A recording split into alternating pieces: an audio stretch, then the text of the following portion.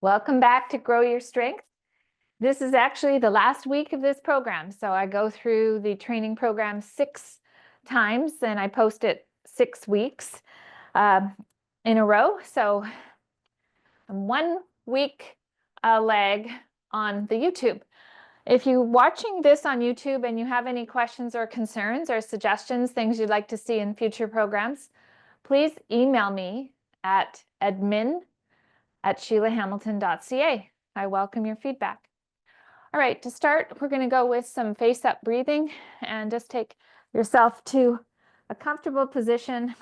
If having your legs straight out doesn't feel great on your back, then please bend your knees or elevate your feet on a footstool or your edge of your couch.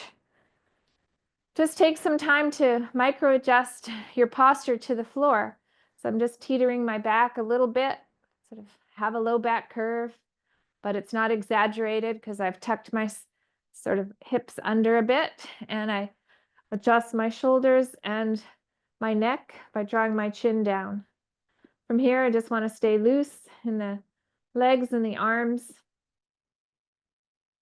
and then start to settle into some deep breathing, ideally in and out through your nose.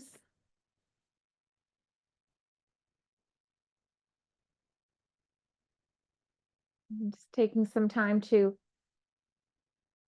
let the breath do the intra-abdominal expansion. So as you breathe in, you'll feel some expansion out, front side, sides, back, hips, privates. And as you exhale, everything gently recoils back naturally. So taking some time to really feel how deep you can get the breath, how you can slow the pace down.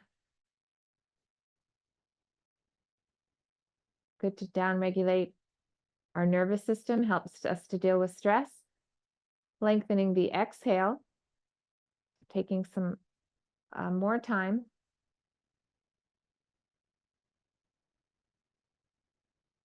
Is also a good idea as it affects our nervous system downregulation a bit more than on the inhale.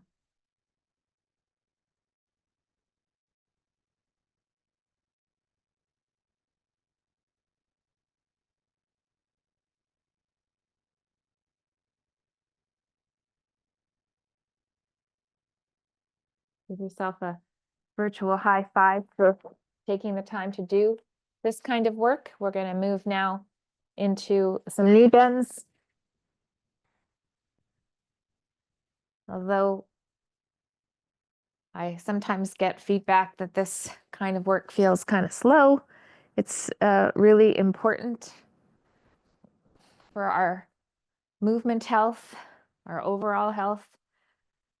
If you don't have good working joints and ankles, doesn't make walking very comfortable, and it slows down the speed of your walking if you have pain. So working to maintain and improve our joint health, what's going on the insides,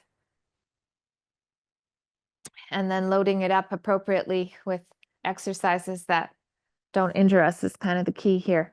Growing your strength at a good pace. So here I've done my knee bends. Now I'm holding my leg in the extended position.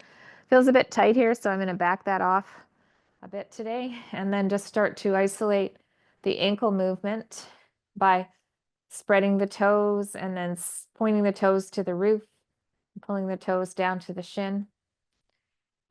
3 to 5 of these moves, and then start to roll the sole of the foot in and out.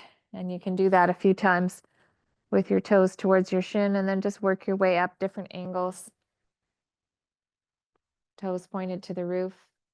Doing that, you get a little stretch sensation through the front side of the ankle and foot. And then here's some big circles. Try to just isolate the movement of the foot and not move the leg at the same time. That's always the challenge. And you can take the leg across the midline to feel a little stretch in through your hip and hamstring. You don't have to let that leg go very far, especially if your foot is flexed, toes towards your shin. That brings on a pretty good stretch response, just that small movement. Okay, so side two, just realigning my posture and going back into the knee bends.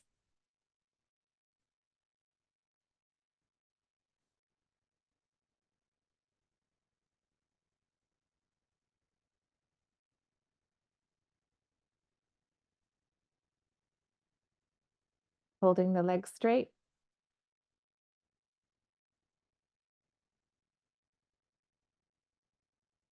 Ankle work, point and flex, your rolls. You just never know when you're going to need some good ankle mobility. You will know if you're in your 60s already, like me, that you need to work on this stuff. It doesn't seem top of mind when you're a lot younger.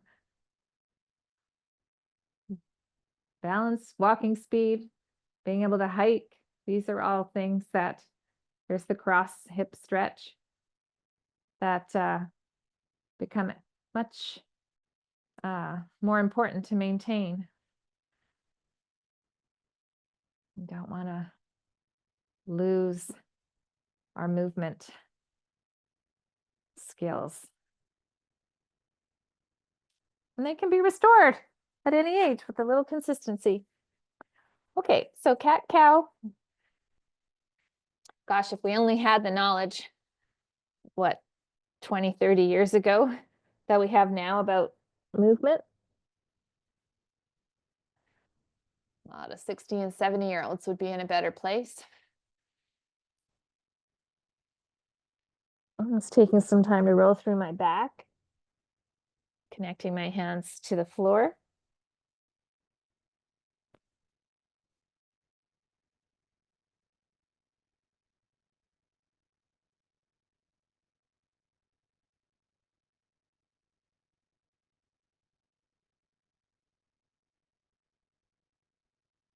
I'm gonna tell myself to go a little slower,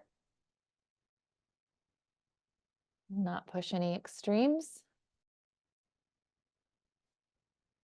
You can hold the end range of your flexion and your extension for a breath cycle.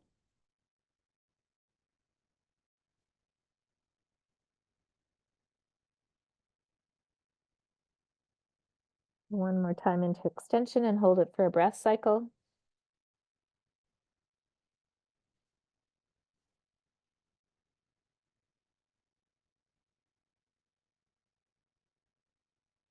Coming to half kneeling position next. So take some time to position your foot in front of your hip. The back toe can be flat or lightly tucked. It's a little harder on the knee to tuck it. If you don't like kneeling, you could do this in standing with one foot elevated on a 12-inch stool or a couple books. It's taking some time to pitch forward without arching your back. So I feel like my posture is stacked right over my ribs, over hips, ear, shoulder, down, knee kind of line. Throughout all the movements, you want to be thinking about your breath, and the easiest place to breathe well is on the floor. And then as we start to move up into upright positions, some of us will start to engage more breathing into the neck and shoulders. So that reminder and the cue is still the same, to breathe deeper into your cylinder.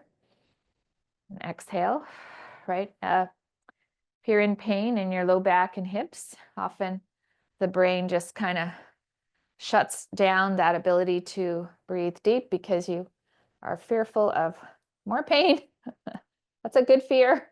So it takes a little practice. I want to say that breathing practice consciously, right, while you're thinking about it, will have a carryover to when you're not thinking about it. whether you're doing your other activities awake or you're breathing while you're asleep. And that's a biggie. That's a big can of worms with, see how I tried to touch my fingers to my opposite shoulder blade there. Now I'll rewind. Because a lot of people don't breathe properly while they sleep. They breathe through their mouth and snoring, sorts of issues, sleep apnea. So practicing your breath consciously while you're doing exercise or in the beginning, like I was showing with the face up breathing, could also do face down. Notice as I do my switch to my other knee, I adjust my sweater. I have to have everything just right for the camera. All right, so now lining this up, making sure my hips aren't, riding high, just kind of level out those hips and do some pulses forward again.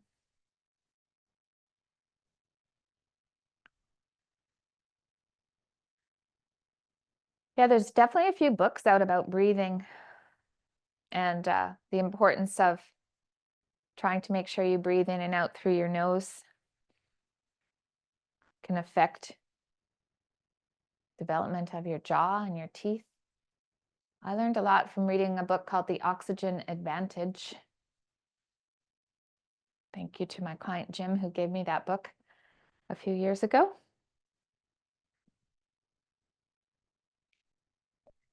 And confront, level out. Let's do those shoulder movements again, nice and slow.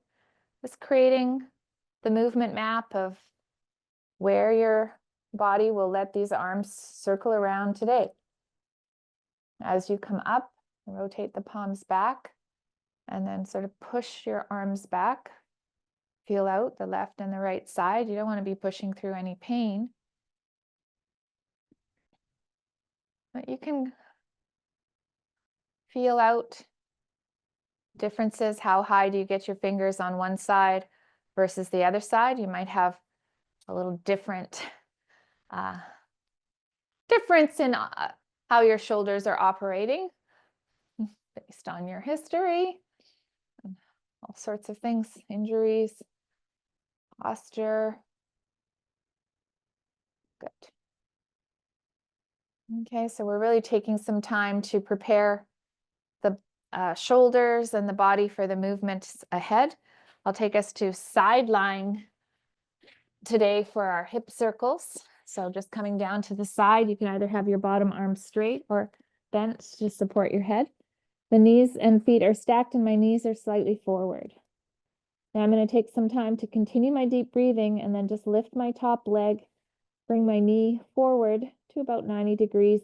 And at all times through this rotation, I want to feel like I'm in control. So I'm not like yarding my leg around trying to hear a snap or a crackle or feel unstable.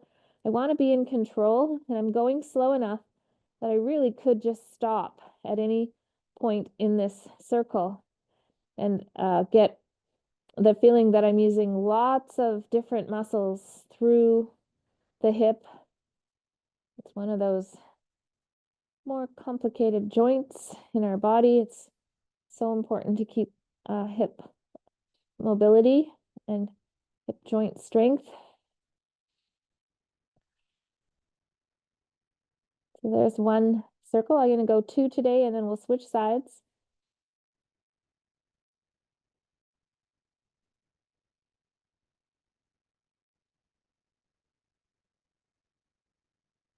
Not in my back. My top hip is rolled slightly forward. And especially as I kick back here, I'm thinking about all the muscles in through my hip. Bring my leg up and around to where I can control it today. Now before we switch sides, we'll do knee-only clamshells. Did I just contradict myself? I think I might have. Anyway, let's multitask and stay on this same side. Now we're working external rotation, feet are relaxed. Bring the knee up to the range you can access. And because my top hip's rolled forward, I'm not able to get a lot of range, but I'm definitely working through my hip here. I can feel all the muscles working hard and getting a little fatigued, which is a good thing. All right, that's where I'm feeling it, right in through there. Okay, so let's switch sides.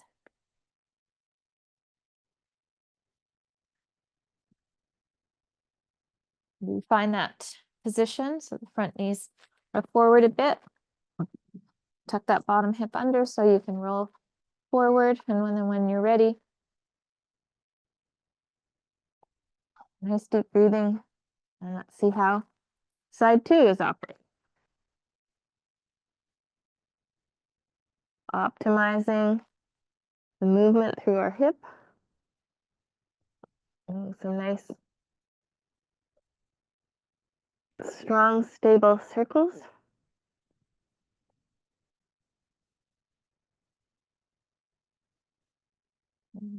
Forward and up.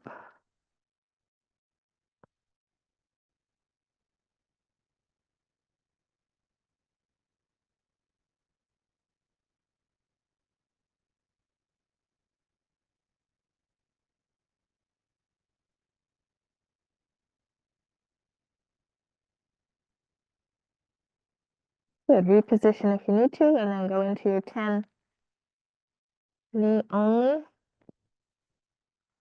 clamshells.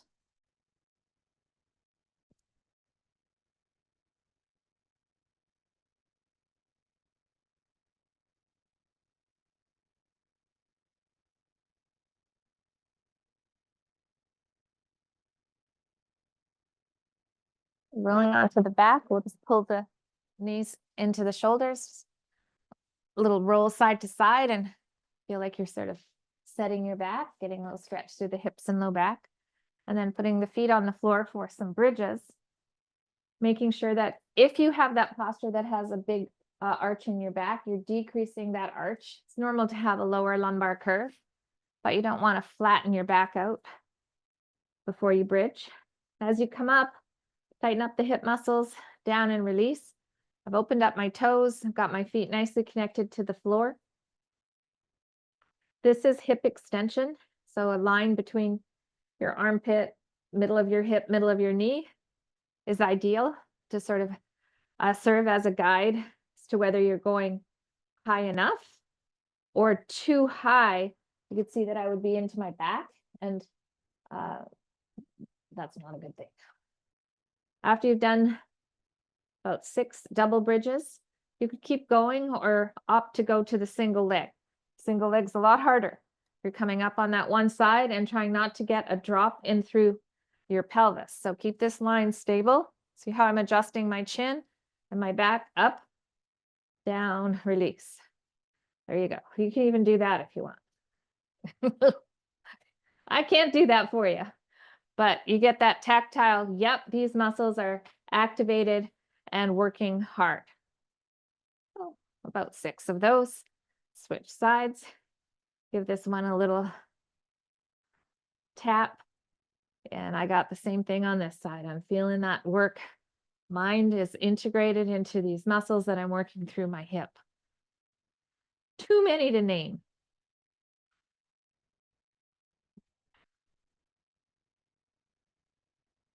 Good. All right. So now we're going to go to the reverse tabletop position. So just taking the feet off the floor, dangling the knees over the hip joints.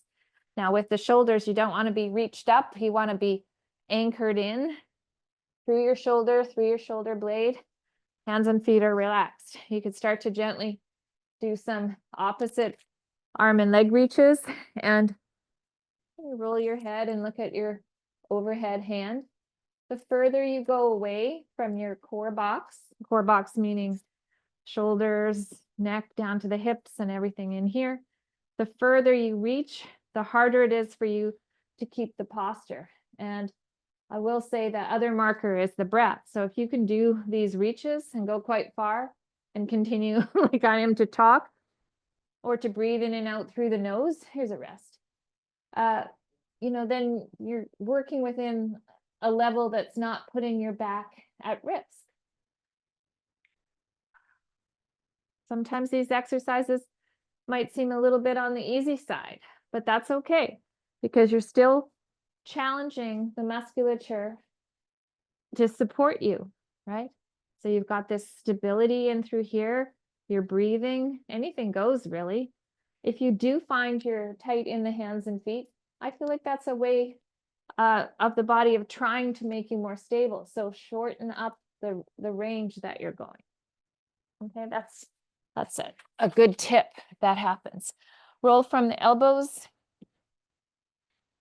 right underneath the shoulders. Bend one knee, lift it up. Ooh, that feels so good through the back and hips. From this position, you can look down, make sure you're not in a shrug. Look up, roll through to the other side. 2 or 3 of these. Great exercise for the posture. In through the upper back as I roll, I'm just letting my chest kind of sink to the floor. Get a nice stretch through my hip as I anchor my foot, keep my knee wide. And guess what? I'm getting strong in this shoulder as I'm holding my body over my elbow.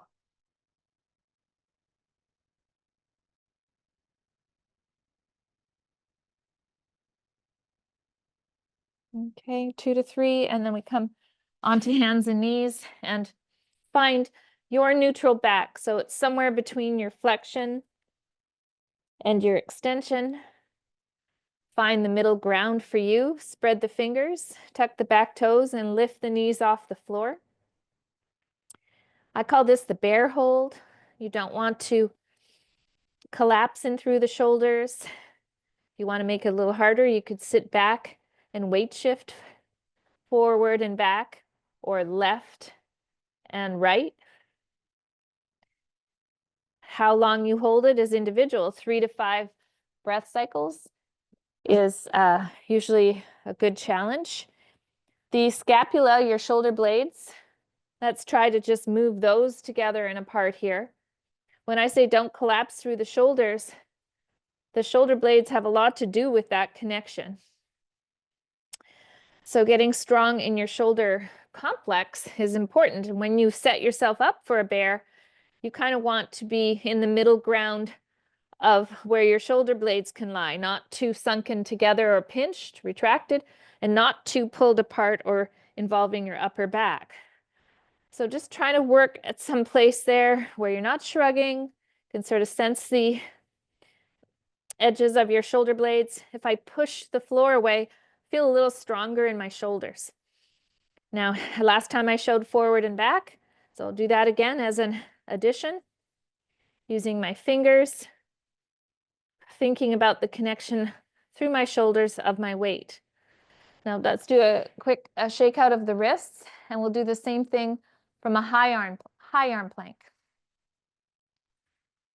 Okay, so I'm setting my shoulders, my back. As I step back, I'm activating some hip muscles, and just lightly. Now you can hold 3 to 5 breaths. You could start to rock through your feet, get a little stretch through your heels and calves if you're holding some tension there. If this feels too hard, then take it back to the bear. The bear would be easier. Lastly, some of you will be ready for a lower. And so with the lower, you can put a pillow underneath your front side. I've demonstrated that in previous videos. Here's a nice controlled, slow lower, trying to maintain the sort of crown of the head to the heel posture as you pull yourself down to the floor. And we have some options in one of our strength pairs to do more of that. So we'll come to standing now and work on some balance and weight shifts.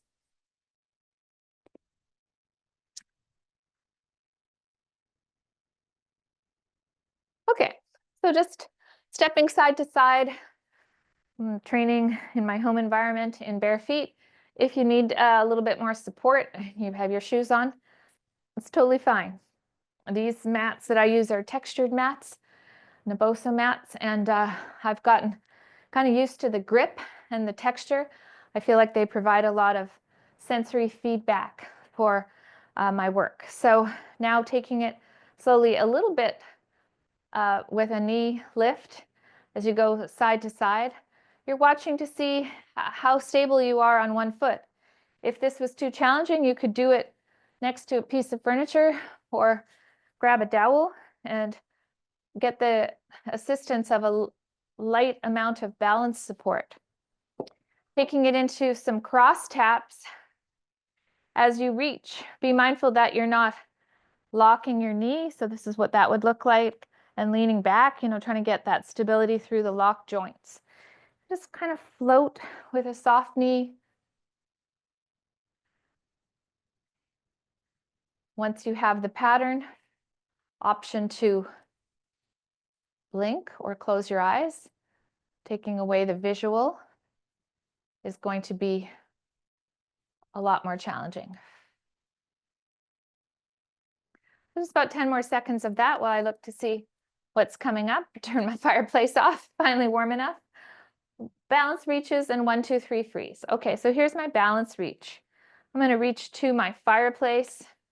Could be a wall or a table. And I'm going to extend my heel to the wall behind me. Try to get full extension of my knee. So not here, not soft, through the heel. When you're ready to come up, just lighten up the fingertips, take a breath in, and come back up to standing. You can start with your hands at your sides or try some with your arms overhead, or your heel and your fingertips are ideally moving in the same plane.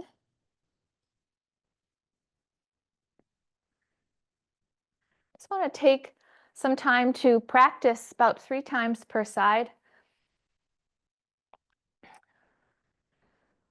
Throwing a couple of balance reaches into your day would be kind of a fun way to break from the desk. If you were having to do a lot of sitting, computer work, you could just come up to standing, give yourself a few balance reaches and work into those hips.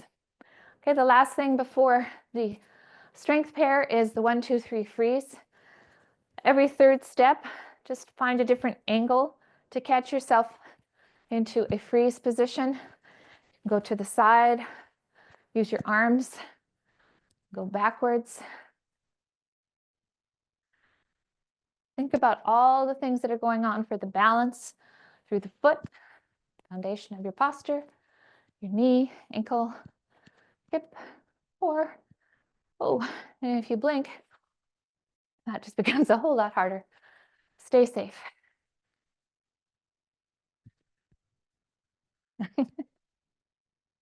What's this one? It's getting kind of old. Got to come up with some new ones. All right, so now we're getting a little bit of heart rate, feel a little warmer. Time to do some body weight squats. Feet hip width or wider, toes straight or turned out. As you breathe in, pull yourself down nice and even. Push away. Now in the squat, knees go forward, wide, hips go down. All right, you want a nice stable back. So you only go to a depth that feels okay through the back. You're not changing your back position. What about those knees? If they're wide, does that feel okay on the knees?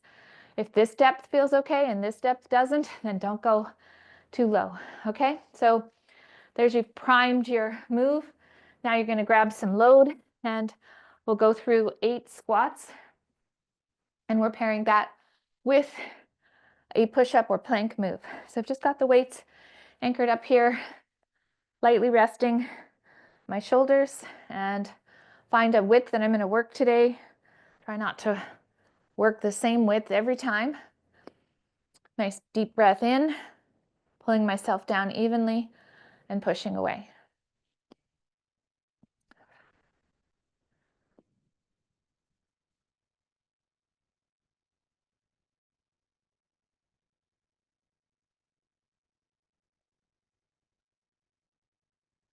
Okay, so finding the number of repetitions based on the weight you chose and how things are feeling for you. 8 is a guideline. So easy, medium, hard.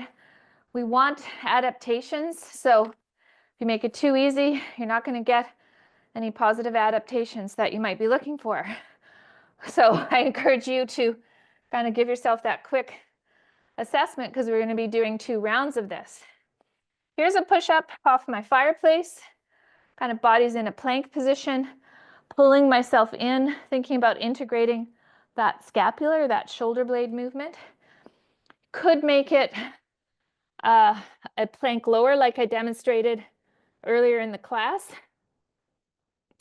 Or you're working your way towards a push-up where you maintain your neck posture. Feels okay, no pain. Light activation of my hips. Lots of little cues you can use through your push-ups to make them stronger. But once you achieve strong lowers or push-ups to a rep range of 6, 8, 10 on the floor, you might want to progress to the lower. Just find somewhere that you want to work. Now, this weight that I chose this morning was moderate. So I'm okay with that based on the fact that I did some training and taught some classes yesterday. But if you're looking for this to be your strength training session and you can go up a little bit in weight, then do. Another way to make light weights heavier, I think that's true, is to go slower. To make this set, if you don't have any heavier weights at home, go slower. 1 Mississippi, 2 Mississippi, 3 Mississippi. But I encourage you to make an investment in some home training equipment. You don't need a whole lot. Let the benefits of these squats take charge of your mood. There we go. That's just perfect. Okay, so now into the second set of push-ups or plank. Find your variation. Spread the fingers, step back. Here we go. I can sort of tell myself inner dialogue, 3 to 5 push-ups, more depending on your training level. You choose. Okay, second strength pair is your press and your fly. And this is from the up knee side. Choice to do it on one knee. If you prefer to do it in standing, you can stagger your stance and work from the front leg. Here's the half kneeling position, leveling out the hips, taking a weight that I know I'm comfortable with pressing overhead. Here's the press and here's the lateral fly. A little bit more shoulder friendly. So you could mix this up, could do one of each. It's going nice and slow and changing the moves. You never want to press overweight where you're not maintaining a strong position in through your shoulder. As you press, there's some movement through the shoulder and shoulder blade, but it's not an exaggerated amount of movement. If you open and press up, that can be done with weights that are below a real max or a moderate to heavy weight. So just be thinking about that. You always want to start lighter and prime these shoulders and get them involved in your movement practice. You don't go from 0 to a lot of load, especially with these shoulders, because they are just a recipe for injury. That would be a recipe for injury. You always want to listen to your body, grow your strength intuitively with some guidance from a coach or something like this video. The magic is really in the consistency and the insides. The quality of your shoulder is going to affect whether you can press overhead. Some of you might have to do this with a fist or a ball and just start to work that range, okay? Not wanting to take a weight overhead that stresses out your neck and shoulders. Got enough stress anyway, don't we all? Yeah. Okay, this is self-health. You're taking care of yourself. Self-health. I actually think I invented that word, although I could be corrected at some point last year. I wrote a blog on self-health. Here's my seated band row. Change the angle of my elbows a little bit. I'm trying not to over grip. Yeah. Lots about grip strength and longevity and how it's correlated, and lots of grip machines and strength things on the market. And I think that's really great. But being someone who's been in the training realm for about 20 plus years, I've done an awful lot of gripping. See how I'm changing my side? I'm going to start with my left, picking a rep range and go for it. I'm actually feeling the effects of the opposite, which is tight hands, a lot of gripping. And so I'm working on opening my fingers, still gripping, but exercises that I can do with bands and loops that open my fingers. And rolling my hands with a release ball. Hey, I just thought of something. I'm going to put that in the next program. I have it in a couple of my classes that I teach through the week. And sometimes I'll do like show of hands. Did anybody find anything rolling their hands that they kind of didn't know existed? Like some tension around the thumb. And a lot of people are like, thumbs up, tension through the thumb. Especially for me, more on my dominant side. So just paying attention to things like that, because you know what, the body's all connected. It's so interrelated. Much we don't even know. So much that we don't even know. But we know more than we did 30 years ago. Full loop to the start of the class.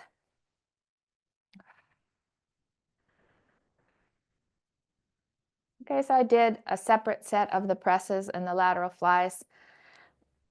Again, you could mix it up based on how you're feeling.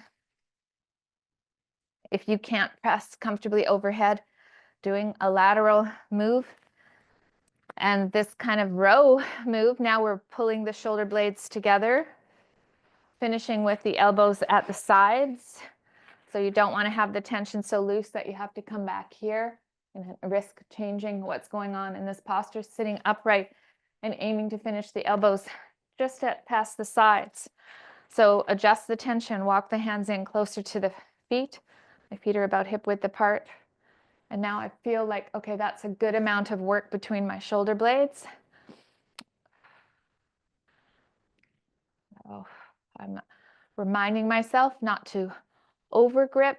I can change the way I use my fingers, using my smaller fingers more, or between my thumb and first finger only. Pull back and see if you can do it that way, or change it up. It's a lot harder just to use the smaller fingers.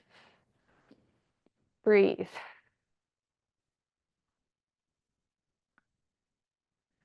Okay, if you're doing the video and you want more volume of work, you just stop the video and go ahead and do another set of any of the things I'm demonstrating. The last strength pair is the hip hinge and the static lunge. So here's the hip hinge. Feet are hip width or wider. Hands come down your thighs. The knees bend, but unlike the squat where the knees go forward, the knees just try to keep the knees over the ankles. There can be a slight bit of forward knee bend. But when you go into a hip hinge, you're looking for this to happen. The hips go back, and as you come up, you're activating your hip muscles. A lot of times when people have done a lot of quad dominant running, biking, or never done any work through the hips, it's just not a natural thing. We're more natural to go into the squat. So play with the width of your feet.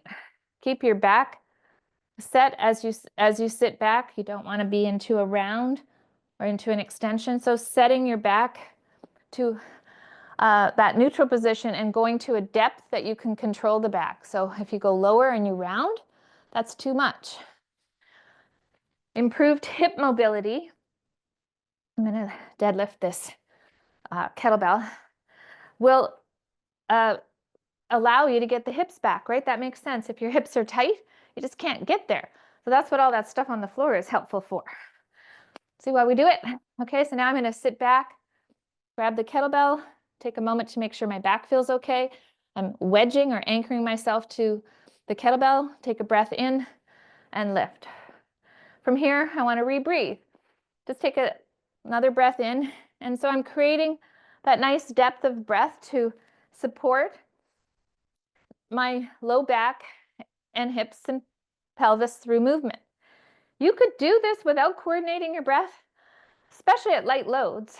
You know, you don't necessarily have to set your breath to pick up a piece of paper. But when you start to train and your objective is to move load through the hips, get strong, get muscle strength and bone density improvements, this kind of stuff, you want to not risk injuring yourself. So take the time to learn the practice, do the priming of all of the joints, learn how to do the breathing, and then you're set. That's our deadlift. And then we have the lunge. Okay, so here's the lunge. Up and down 6 times, loaded if you'd like. Wedging into my back toes, bending the back knee to a depth that I can go comfortably.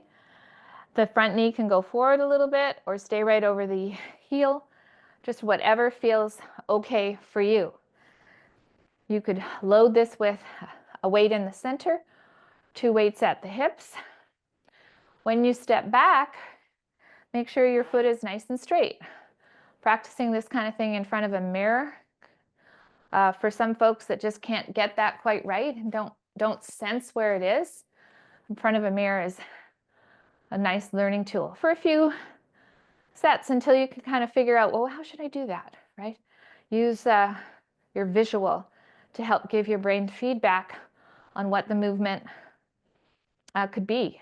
And like again, movements are created from internal, the stuff inside. So if you're having trouble with the foot, it could be the ankle, it could be the knee or hip, it's a guess, but taking time to do your ankle mobility, your hip stuff, the stuff we do for knees, this is all going to help all of the placement and how it feels when you actually get to the lunges. So I didn't show any loaded. Maybe I'll do 3 per side loaded, and then I'll work on the get up. So taking a breath in as I come down, connecting. I mentioned those back toes. See my front foot? It's also nice and connected to the mat. As I come down, the front knee is just tracking right through the midfoot, whether the knee goes forward or not. Inhale down, exhale up. That feels good. Create a nice connection through your feet. Do the best you can.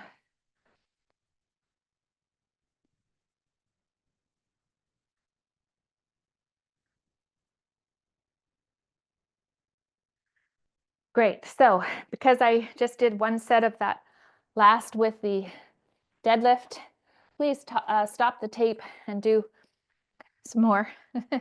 Make me happy. And of course, I'm going to finish with the get up. I like to bring the yoga mats in for that because I know you can see me better on the yoga mats with the color. Oh, I had a few emails from people practicing the get up, so thank you for that. It is a practice. There's no perfect get up. Whether you are still learning and doing this with body weight, just make a light fist, connect the shoulder, right arm up, right knee bent, right foot is connected with the floor. This angle takes practice to figure out where to go.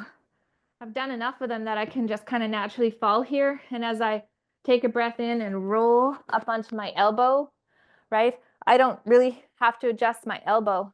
But if you didn't have that just right and it was too close or too far, you just have to adjust it and then start to figure out, okay, what is that angle? And recreate that before you start. So here's a body weight get up with a few cues, and we'll call it a day. So reset. Take a breath in, easy roll. Smiling optional, up to the hand. See, I do have to pull my hand in a bit there just to make sure I can take the weight through my shoulder and foot and bring my knee right through. Here's where some good hip mobility comes in handy. You sit into your hips and come up into half kneeling. See how all these things we did earlier are coming together in the get up? That's by design. Tuck the back toes, take a breath in and use your legs to get you up. You step back with the leg opposite to the hand in the air in case you ever forget. Now you never will. Slowly lower yourself down. Okay, I like to open by moving my front foot and then tipping down back to my hand. Take the weight back over the hand and into the hand and foot so that you can slide your leg through and sit down to your hip. This is just recreating the steps that you did to get off the floor. Now I'm slowly coming back down through that roll and relaxing my head and resetting on the other side. Okay, I'll spin around.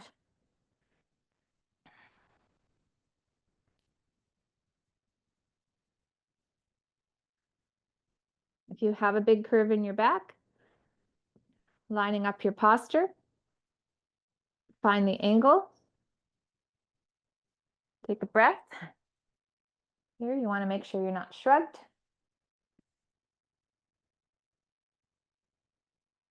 You're generally looking up at your hand until you hinge and come to the half kneeling. That's when you're looking straight ahead. Use the legs to get you up. Step back, get into those toes, get control of your balance, and then slowly lower yourself down.